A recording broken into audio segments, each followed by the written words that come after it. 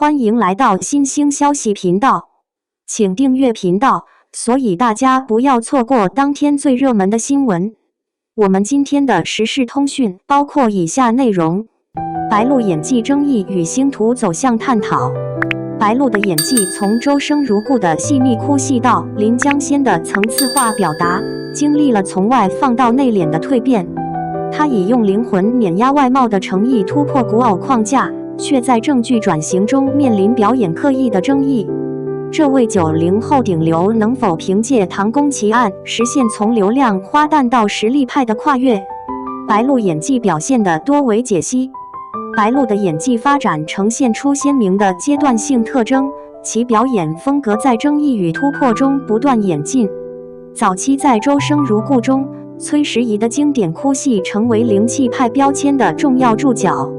近景镜头下，她身着浅绿色汉服，及缕发丝垂落脸颊，双眼低垂似含泪水，眉头微蹙间将角色的悲伤与委屈凝聚于细微神态。背景窗棂的暖黄光线更烘托出古典哀伤氛围，悬而未落的泪珠与压抑的哽咽声线，展现出情感传递的细腻层次。然而，随着角色复杂度提升，表演模式化问题逐渐显现。在长月烬明一人分饰三角的挑战中，黎苏苏等角色的情绪表达被只陷入瞪眼抿嘴的套路，惊讶时微张嘴巴，悲伤时眼眶泛红落泪。虽通过精致发型与服饰区分角色身份，但面部表情的同质化处理削弱了人物辨识度，引发换衣不换眼的争议。转型正剧的尝试则凸显演技评价的矛盾性。北上中下凤华的去精致化演绎，以素颜、短发、黑皮肤的市井少女形象突破古偶框架。导演称赞其用灵魂碾压外貌的诚意，但部分观众认为其情绪爆发仍带古偶式浮夸，争执场景中的嘶吼与暗恋时的偷瞄眼神略显生硬，未能完全摆脱表演痕迹。后期作品中，白鹿在情感克制与层次处理上展现明显进步。临江仙花如月的丧子戏成为关键例证，她通过凝滞的眼神、颤抖的嘴唇及血泪滑落的生理细节，以非嚎啕大哭的方式传递绝望、肌肉痉挛与窒息式呼吸的精准把控，将痛到麻木的层次感具象化，实现了从外放式宣泄到内敛式表达的转变。出道初期与现阶段的演技对比，白鹿的演技发展呈现出从灵气外放到内敛沉淀的清晰轨迹，其角色塑造与表演风格的转变可通过不同时期代表作品的横向对比得以印证。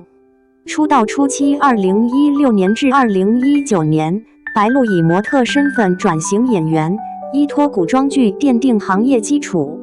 2019年招摇中的红衣女魔头鹿招摇是此阶段标志性角色，身着烈焰红裙，眼神凌厉，通过霸气宣言与拔剑对峙等外放式表演塑造飒爽形象，角色行为依赖夸张表情与肢体张力，被观众评价为灵气有余但层次单一。现阶段，白鹿通过角色多元化实现演技突破。2022年警察荣誉中，素颜出演基层女警夏洁，摒弃古装滤镜，以派出所调解纠纷时的无奈苦笑、深夜值班时的疲惫坐姿等生活化细节，展现现实主义表演功底，成为其摆脱古装套路的关键节点。2025年北上夏凤华则彻底颠覆形象，涂黑皮肤，戴钢牙套，通过嚼泡泡糖、翻白眼、街头与人争执时的苏北口音等市井细节，将底层女性的生命力刻画得入木三分，与鹿招摇的红衣飒爽形成视觉与表演风格的双重反差。角色跨度的深化同样显著，早期烈火军校谢湘的女扮男装仅停留在身份转换，而临江仙中同时驾驭天真少女与神性仙尊双角色时，已能通过戏中戏桥段的嘴角抽动、现场收音的窒息式呼吸等微表情设计，实现双面人格的细腻过渡，被剧评人称为草蛇灰线的表演设计。观众评价的转变折射出其成长弧光，初期被批挤眉弄眼，表情同质化。现阶段北上或央媒对角色灵魂的深度刻画，肯定临江仙更因破碎感演技成为90后扛剧女王，但硬捧争议与套路化哭戏质疑仍未完全消解，显示转型之路仍需持续突破。这种从依赖角色设定到主动塑造角色的进化，既是白鹿个人演技打磨的结果，也映射了流量演员向实力派转型的行业典型路径。与杨幂演技的异同点分析：作为同时代具有高关注度的流量花旦，白鹿与杨幂的演技发展轨迹呈现出既重叠又分化的特征，二者均面临未达观众预期的评价，且在转型正剧过程中遭遇阻力。白鹿在北上中尝试年代剧角色，被批模仿男生的滑稽戏；杨幂则在哈尔滨1944中因表情僵硬、台词漏字陷入争议，过度曝光导致的审美疲劳，更让两人作品豆瓣评分持续走低。此外，两人早期均受制作人于正力捧，表演中存在表情管理用力过猛的共性，如杨幂生万物左手摸肚子右手叉腰的摸肚子文学嘲讽，与白鹿早期古装剧挤眉弄眼的浮夸感，均反映出流量标签下的表演模式化困境。表演风格的分野在仙侠题材中尤为显著。杨幂以隐忍式崩溃塑造经典角色，《三生三世》中素素被挖眼时蜷在床角发抖抽噎，跳诛仙台时空茫茫的神态，通过无泪的绝望传递流离易碎的脆弱感，展现以弱势强的共情逻辑。白鹿则以爆发式情感突围临江仙花如月，从娇憨仙女到疯批魔女的转变中，以老娘要你陪葬的嘶吼和10年人间炼狱被烧死的惨烈结局，凸显以强破局的生命力。其古偶式爆发力虽在北上等非古偶题材中水土不服，却在仙侠框架内获得七情皆具的导演评价。角色选择与转型路径的差异进一步拉大差距。杨幂长期困于大女主框架，哈尔滨1944尝试正剧仍未摆脱流量女星标签，近年作品口碑持续下滑。白鹿则在临江仙中通过神性与人性交织的时空跨度表演实现突破，其原声台词和肌肉颤抖等细节处理备赞话剧演员水准，展现出更强的角色塑造弹性。值得注意的是，杨幂在生万物中展现教科书级接戏能力，能通过自然松弛的表演带动对手，而白鹿在北上中因只顾自己演完台词，导致欧豪像演单口相声，暴露对手戏配合短板。核心差异提炼：杨幂以克制的脆弱感诠释角色成长，如素素从凡人到上神的神性升华；白鹿则以极致的人性挣扎构建角色弧光，如花如月从济世仙女到民间邪祟的悲剧坠落。这种神性叙事与人性书写的分野，不仅是表演技巧的差异，更折射出两代流量花旦在行业转型中的路径选择。观众反馈的分化印证了风格差异，杨幂的争议集中于情感投入缺失，白鹿则因表演刻意引发讨论，但后者在临江仙中的突破获得市场认可。短视频平台衍生超20万条演技二创内容，显示出年轻演员在类型化框架内的创新可能。演技争议对星途的影响：白鹿的演技争议呈现显著的双刃剑效应，既通过高话题度巩固流量基本盘，又在口碑与转型层面形成持续制约，其星途发展呈现鲜明的矛盾性特征。流量加持与商业价值的正向循环，争议带来的高关注度直接转化为市场号召力。长月烬明、宁安如梦等剧凭借话题发酵成为年度爆款，推动其坐稳90后扛剧女王位置，连续7部作品实现全集有广，招商能力领跑同期演员，商业价值随之水涨船高，手握19个国际品牌代言，单集片酬达180万，远超同龄演员。2024年代言数量位列90花前3。这种争议热度资源的循环，在临江仙中尤为典型。该剧虽因瞪眼、嘶吼等表演片段引发弹幕吐槽，却仍实现爱奇艺热度破万，全平台播放量100亿起步，印证争议话题对流量的催化作用。口碑波动与转型瓶颈的负面效应，模式化表演标签成为突破桎梏。北上作为其转型正剧的关键作品，因表情管理失控、角色塑造同质化等争议，导致豆瓣评分7.3分，未达预期。部分观众直言演技像被电鳗击中，削弱市场对其正剧适配性的信任。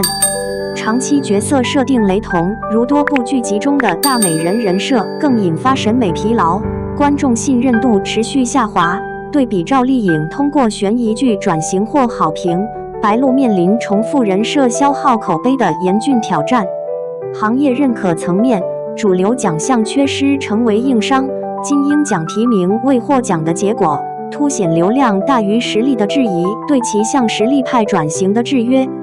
双重影响的核心矛盾，争议构建的黑红流量密码，在短期内支撑商业价值与话题度，但模式化表演标签与奖项短板，正逐渐侵蚀其从流量演员向实力派跨越的行业基础。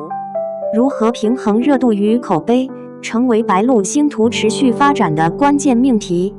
市场数据显示，这种矛盾已开始影响资源稳定性。2025年其8部已确定的 S+ 项目被搁置，出现前所未有的职业空档，侧面反映资本对争议风险的审慎评估。尽管白月泛星、莫离等待播剧仍保持高期待值，但观众对演技突破的要求已显著提升。白鹿的转型之路需以更具差异化的角色塑造回应行业拷问。未来发展方向与突破路径，白鹿当前星途的核心矛盾在于正天王巨星定位与主流奖项缺失的落差，其突破需围绕角色类型革新、演技细节深耕、口碑生态重建3大维度，实现从流量花旦到实力派演员的转型。角色类型，跳出舒适区，深耕差异化赛道。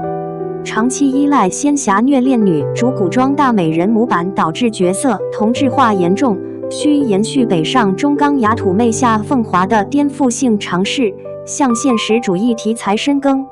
待播剧《唐宫奇案》的探案女官角色可作为关键切口，通过冷静睿智的正剧形象打破古装依赖标签。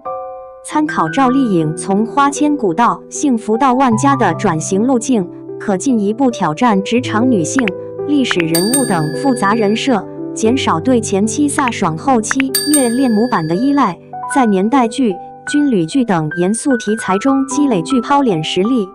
演技细节，从套路化到层次感的精准跃迁。针对表情夸张、情绪传递单一等争议，需强化微表情控制力与角色心理逻辑的深度绑定。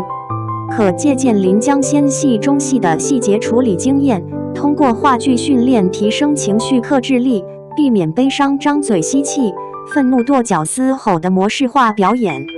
专项提升需聚焦2点：一是台词功底，改善北上中含混发音问题，增强原声台词的层次感；二是表情管理，减少五官乱飞的浮夸表现，学习克制式表演，以淡漠疏离，强化悲怆的高阶表达。口碑与流量，重建作品立身的生态平衡。过度综艺曝光，如奔跑吧表情包争议与女汉子言论，曾损耗公众信任，需通过低调沉淀加优质作品双轨修复。一方面降低热搜营销依赖，避免硬捧观感；另一方面以《唐宫奇案》《莫离》等作品为支点，冲击华鼎奖、白玉兰奖等主流奖项，用专业认可回应流量虚火质疑。资源策略上，可依托 Emporio Armani 等奢牌合约提升时尚影响力，同时争取文艺片资源或与大导演合作，在《警察荣耀》北上的正剧基础上，实现流量热度与实力口碑的良性循环。核心策略以《唐宫奇案》探案女官角色证明正剧驾驭力，通过话剧训练打磨微表情与台词，减少综艺曝光并冲击主流奖项，最终实现从古欧顶流到多元实力派的跨越。转型关键在于打破安全选项依赖，尽管周生如故后接触过证据资源，但其仍倾向回归古偶舒适区。唯有持续挑战非偶像化角色，诚心打磨演技细节，平衡流量与作品质量，方能真正支撑天王巨星的行业地位。